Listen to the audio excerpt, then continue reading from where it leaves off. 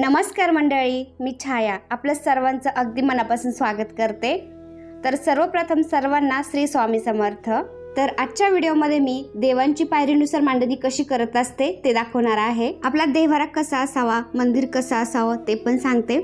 तर मंदिर आपलं हे लाकडी असावं आणि मंदिराला 3च पायऱ्या असाव्या, 3 किंवा 5। आपल्या देव्हाऱ्याला कळस नसावा, कळस हा मोठ्या मंदिरालाच असतो। आणि मंदिर हे आपलं जास्त उंच पण नसावं आणि जास्त खाली भूमीशी पण नसावं।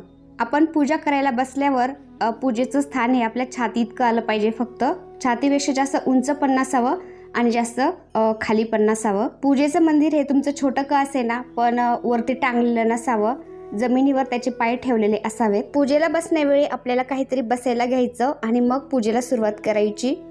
आणि सगळ्यात आधी आपण स्वामी महाराजांना मुजरा घालायचा, दिवा लावायचा, दिव्याखाली थोडेसे तांदूळ ठेवायचे, हळदी कुंकू व्हायचं। याचा अर्थ असा होतो आपण भूमीची पूजा केली आणि त्यानंतर त्याच्यावरती दिवा ठेवायचा। दिवा प्रज्वलित केल्यानंतर दिव्याला पुन्हा हळदी कुंकू व्हायचं, फूल व्हायचं, दिव्याला नमस्कार करायचा आणि दिव्याच्या साक्षीने पूजेला सुरुवात करायची। तर मंदिर हे आपलं नेहमी ईशान्य कोपऱ्यात असावं। देवांची पूजा करताना आपलं तोंड हे पूर्वेकडे झालं पाहिजे। तर देवांची मांडणी कशी करायची, तर माझ्या मंदिराला 3 पायऱ्या आहेत। लांबीला सफिशियंट आहेत पण त्या रुंदीला थोड्याशा कमी आहेत, त्यामुळे स्वामी महाराजांना मी आसन नाही ठेवलं, कारण आसन मावतच नाही तिथे। पहिल्या पायरीवरती स्वामी महाराजांना स्थान द्यायचं आणि तुमच्याकडे टाक जर असतील तर स्वामी महाराजांच्या उजव्या बाजूला आपले कुलदेव असतात, पुरुष देवता, तर त्यांना स्थान द्यायचं। आमचे कुलदेव आहेत जेजुरीचे खंडोबा, तर त्यांना स्थान दिलं मी। आणि आपली कुलदेवी आहे ती स्वामी महाराजांच्या डाव्या बाजूला, त्यांना स्थान द्यायचं। तर तुमच्याकडे टाक असतील तर अशा प्रकारे करायची तुम्ही मांडणी। काहींकडे कुलदेव आणि कुलदेवी हे 2च टाक असतात, तर अशा प्रकारे तुम्ही मांडणी करायची। तर माझ्याकडे 5 टाक आहेत, त्यामुळे मी पुरुष देवता जे कुलदेव आहेत खंडोबा ते स्वामी महाराजांच्या उजव्या बाजूला ठेवले। डाव्या बाजूला तुळजापूरची देवी आई ठेवली, ती आमची कुलदेवी आहे। आणि कुलदेवी शेजारी आमची ग्रामदेवी आहे, ग्रामदैवत म्हणतात त्याला, तर ग्रामदेवीचा टाक आहे तो पण ठेवलाय। आणि ग्रामदेवीच्या बाजूला भैरोबा आणि जे रक्षक असतात त्यांचा टाक आहे ते पण ठेवलंय मी। तर अशा प्रकारे मी मांडणी करते टाकांची। तर स्वामी महाराजांच्या समोर काहीच नसतं ठेवायचं, जागा थोडीशी मोकळी ठेवायची असते। जसं की आपण थिएटरमध्ये जातो, कुठं लग्नाला जातो, मधला पट्टा जो सगळा मोकळाच असतो त्या प्रकारे मोकळा ठेवायचा असतो।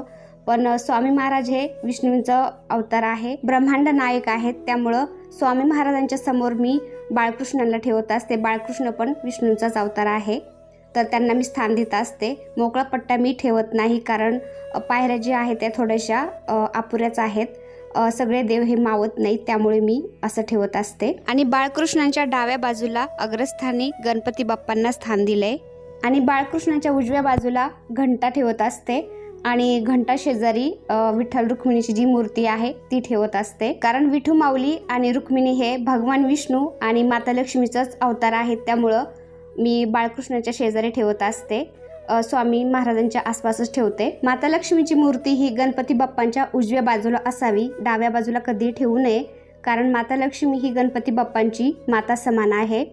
आणि विष्णू भगवान यांच्या डाव्या बाजूला माता लक्ष्मीची मूर्ती असावी। आता माता लक्ष्मीची मूर्ती ही गणपती बाप्पा आणि बाळकृष्णांच्या मध्ये ठेवली असती मी, पण जास्त जवळजवळ होत आहेत देव, त्यामुळे मी गणपती बाप्पांच्या समोर ठेवली, बाळकृष्णांच्या आसपास।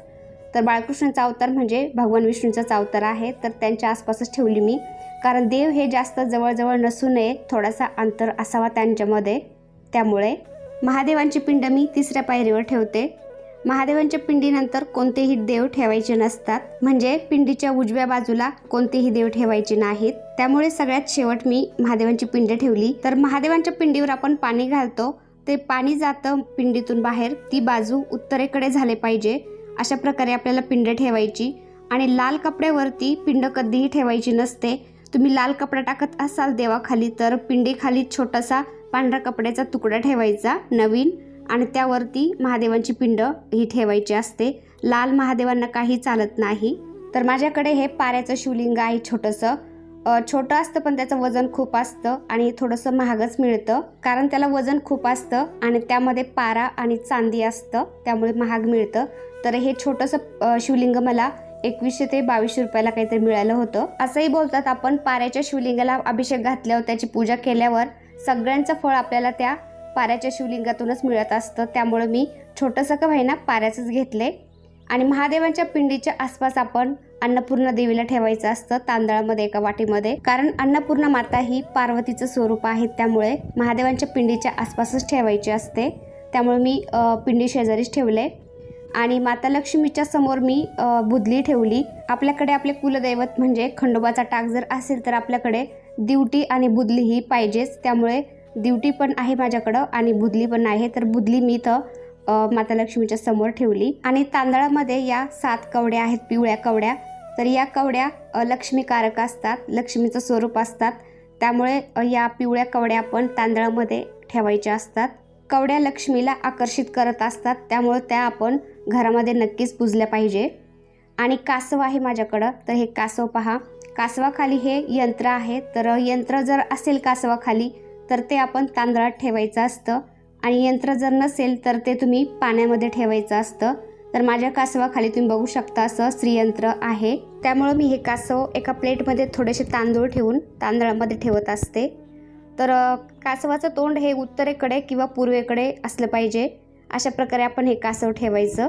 कासव हे भगवान विष्णूंचं स्वरूप आहे आणि कवड्या ह्या माता लक्ष्मीचं स्वरूप आहेत. तर उजव्या बाजूला मी कासव ठेवलं आणि कासवाच्या डाव्या बाजूला कवड्या ठेवल्यात. तर श्रीयंत्र आहे माझ्याकडं, तर श्रीयंत्र मी तर सगळ्यात खाली ठेवते, कारण श्रीयंत्र हे 3 इंचाचं आहे आणि मंदिराच्या ज्या पायऱ्या आहेत त्या जास्त रुंद नाही आहेत, त्यावरती ते मावत नाही, त्यामुळे मी छोटासा पाट ठेवते इथं खाली आणि त्यावरती हे श्रीयंत्र ठेवत असते. श्रीयंत्र कसं ठेवायचं, सगळे त्याचे कोणे आहेत ते आपल्याकडे सरळ लाईनीमध्ये आपल्याकडे आले पाहिजे, अशा प्रकारे आपण श्रीयंत्र ठेवायचं असतं. श्रीयंत्रावर कमळगट्ट्याची माळ ठेवायची. देवांची मांडणी अशी पण करतात, जे पुरुष देवता आहेत ते उजव्या बाजूला म्हणजे महादेवांची पिंड आणि खंडोबाचा टाक ठेवलाय, त्या बाजूला पुरुष देवता आणि डाव्या बाजूला स्त्री देवता अशी ठेवतात. आणि मध्ये जागा मोकळी ठेवतात स्वामी महाराजांसाठी. जास्त नाही पण थोडासा पट्टा हा मधला मोकळा ठेवतात स्वामी महाराजांच्या समोरचा. पण मी स्वामी महाराजांच्या समोरची जागा ही मोकळी ठेवलेली नाही, तिथं बाळकृष्ण आणि विठ्ठल रुक्मिणीची जी मूर्ती आहे ते ठेवलेत. देवांची पायरीनुसार मांडणी ही मी थोडीशी केंद्रानुसार केली आणि थोडी माझ्या मनाने पण केलेली आहे. गजांत लक्ष्मी पण आहेत माझ्याकडं, हत्ती. तर हे पण आपण माता लक्ष्मीच्या म्हणजे श्रीयंत्राच्या माता लक्ष्मीच्या मूर्तीच्या आसपासच ठेवायचे असतात. तर मी श्रीयंत्राच्या जवळ ठेवते इथं. तर हत्ती कसे ठेवायचे असतात, समोरासमोर सोंड त्यांची आली नाही पाहिजे, असे समोर समोर नसते ठेवायचे, कधी पण असे थोडेसे त्रिकोणामध्ये ठेवायचे असतात. तर मी तुम्हाला ठेवून दाखवते, तुम्ही बघू शकता असे थोडेसे तिरके ठेवायचे असतात हत्ती. आपल्याकडे तोंड करून सरळ पण नाही ठेवायचे आणि देवांकडे तोंड करून सरळ पण नाही ठेवायचे, तर असे थोडेसे तिरके झाले पाहिजे, अशा प्रकारे आपल्याला हत्ती ठेवायच्यात. आणि गणपती बाप्पांना मी थोडंसं आसन दिले, म्हणजे थोडासा छोटासा पाट ठेवलाय, कारण गणपती बाप्पांची मूर्ती खूप छोटी आहे, माता लक्ष्मीच्या मूर्ती पाठीमागे ती झाकले जाते, त्यामुळं छोटासा पाट आहे तो ठेवलाय मी. आणि मोत्याच्या अशा छोट्या छोट्या माळी आणत असते मी देवांना, तर त्या पण घालून घेते. ज्यांचं नवीन लग्न झालेलं आहे त्यांच्याकडे मूर्त्या देव जास्त काही नाही आहे, त्यांनी फक्त पंचदेव म्हणजे 5 देव पूजले तरी चांगलं असतं, कारण आपल्या मंदिरामध्ये महत्त्वाचं म्हणजे 5 देव हे असावेतच.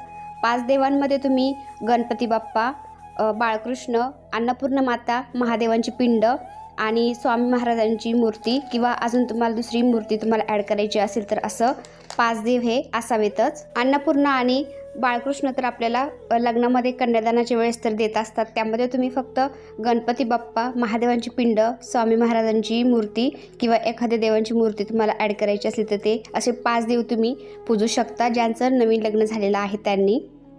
तर स्वामी महाराजांना आणि बाळकृष्णांना मी असा छोटासा मुकुट आणलेला आहे, तो पण घालत असते. स्वामी महाराजांना मला आसन घ्यायची खूप इच्छा होती, मी पाहिलं पण 3-4 ठिकाणी, पण मला पाहिजे तसं मिळत नव्हतं. एकदम छोटं मिळायचं तर ते खूप मोठं मिळायचं, आणि मोठं आसन हे मंदिरांच्या पायऱ्यांच्या वरती असं मावत नाही, कारण पायऱ्या ज्या आहेत त्या जास्त रुंद नाही आहेत, थोड्याशा चिचुळायच्यात त्यामुळं. आणि पितळेचा जो करंडा आहे त्यामध्ये काशीचं कुंकू आहे.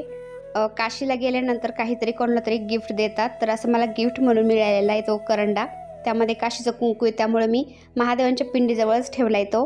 आणि वैष्णव देवीला गेलो होतो तर तिथं असे शिक्के मिळायचे, तर ते शिक्के आहेत माझ्याकडं 5, तर ते मी छोट्याशा वाटीमध्ये असे ठेवत असते. आणि खंडोबाची ड्युटी बुधली तर असतेच सगळ्यांकडं, ज्यांच्याकडं टाक आहेत त्यांच्याकडं. तर ड्युटीसाठी मी असं स्टँड घेतलेलं आहे, स्टँडला मी असं दिवटी पण ठेवत असते आणि जागरण घातलेलं असतं तर त्याची जी कडी असते तर तीसुद्धा मी तिथंच ठेवत असते. तर ही झाली पायरीनुसार देवांची मांडणी. तुम्ही जर कुलदेवीचा कलश स्थापित करत असाल तर देवांच्या उजव्या बाजूला ईशान्य कोपऱ्यामध्ये स्थापित करायचा असतो तो. तर मी देवांच्या उजव्या बाजूला कलशाची स्थापना करते. कलश पण तसंच खाली ठेवायचं नसतो कधी. कलशाखाली तांदूळ ठेवायचे, अष्टदल कमल काढायचं किंवा अष्टदल कमल नसेल जमल तर थोडेसे तांदूळ ठेवायचे आणि त्यावरती कलशाची स्थापना करायची. आणि आपण हळदी कुंकू अक्षदा व्हायच्या आधीच आपल्याला जो काही हलवायचा आहे सेट करायचा व्यवस्थित जागेवरती तेवढा हलवून घ्यायचा. हळदी कुंकू अक्षदा वाहिल्यानंतर स्थापना झाल्यानंतर पुन्हा हलवायचा नसतो तो. आपल्याला जेव्हा कलशातलं पाणी बदलायचं आहे त्याच वेळेस आपण कलश हलवायचा असतो. आता देवांना आपण हळदी कुंकू व्हायचं नसतं. ज्या स्त्री देवता आहेत त्यांना हळदी कुंकू व्हायचं असतं आणि जे पुरुष देवता आहेत त्यांना तुम्ही अष्टगंध लावा, चंदन लावा तरी चालतं किंवा हळद लावा तरी चालतं, पण हळदी कुंकू दोन्हीही व्हायचं नसतं. आणि महादेवांना तर हळदी कुंकू दोन्ही पण चालत नाही, त्यांना चंदन किंवा भस्म लावायचा. रोजची पूजा करताना किंवा देव आपण धुतल्यानंतर देवांना हातामध्ये घेऊन कधीही अष्टगंध, चंदन, हळदी कुंकू हे लावायचं नसतं. त्यांना स्थान द्यायचं आणि मगच हळदी कुंकू, चंदन, अष्टगंध जे लावायचं आहे ते लावायचं. आणि देवांना स्थान दिल्यानंतर पूजेची सुरुवात ही गणपती बाप्पापासूनच करायची. गणपती बाप्पांना अष्टगंध लावायचा आणि मग बाकीच्या देवांना तुम्ही स्त्री देवतांना हळदी कुंकू, पुरुष देवतांना अष्टगंध लावायचा. गणपती बाप्पांची पूजा झाल्यावर गणपती बाप्पांना थोड्याशा अक्षता पण व्हायच्या. कलशाला पण हळदी कुंकू, थोड्याशा अक्षता व्हायच्या. आणि बाळकृष्णांना आणि स्वामी महाराजांना मी अत्तर लावायची विसरली होती तर अत्तर पण लावायची. अत्तर जर नसेल तर तुम्ही चंदनही लावू शकता. तर तुम्ही बघू शकता पूजा करूपर्यंत दिव्यामध्ये फूल तयार झाले 2. तर फूल तयार झालं दिव्यामध्ये असं बोलतात आपली जी पूजा केलेली आहे ती देवापर्यंत पोहोचली, देवांनी स्वीकार केली असा त्याचा अर्थ होतो. देव प्रसन्न होतात, खुश होतात असं पण म्हणतात. तर दिव्याच्या साक्षीने माझी पूजा पण पूर्ण झालेली आहे. तुम्ही बघू शकता धूपदीप दाखवायचा, आरती म्हणायची आणि आपलं नित्यसेवेचं पुस्तक आहे त्यामधलं तुम्हाला काही सेवा करायच्या आहेत ते तुम्ही करायच्या. नित्यसेवेचं पुस्तक आपण उघडं कधी ठेवायचं नसतं. त्यावरती लाल कपड्यांनी तुम्ही गुंडाळून ठेवू शकता किंवा ड्रावरमध्ये सुद्धा ठेवू शकता. उघडं कधी ठेवू नये. तर तुमच्याकडे जितक्या देवांच्या मूर्त्या असतील, देव असतील त्याप्रकारे तुम्ही देवांची मांडणी करू शकता. तर देवांची मांडणी मी अशी करत असते, जे बरोबर आहे ते स्वामी महाराजांना आणि जे चुकीचं आहे, चुकलंय ते मला. स्वामी महाराज हे दीनदयाळू आहेत, कृपाळू आहेत, प्रेमळ आहेत.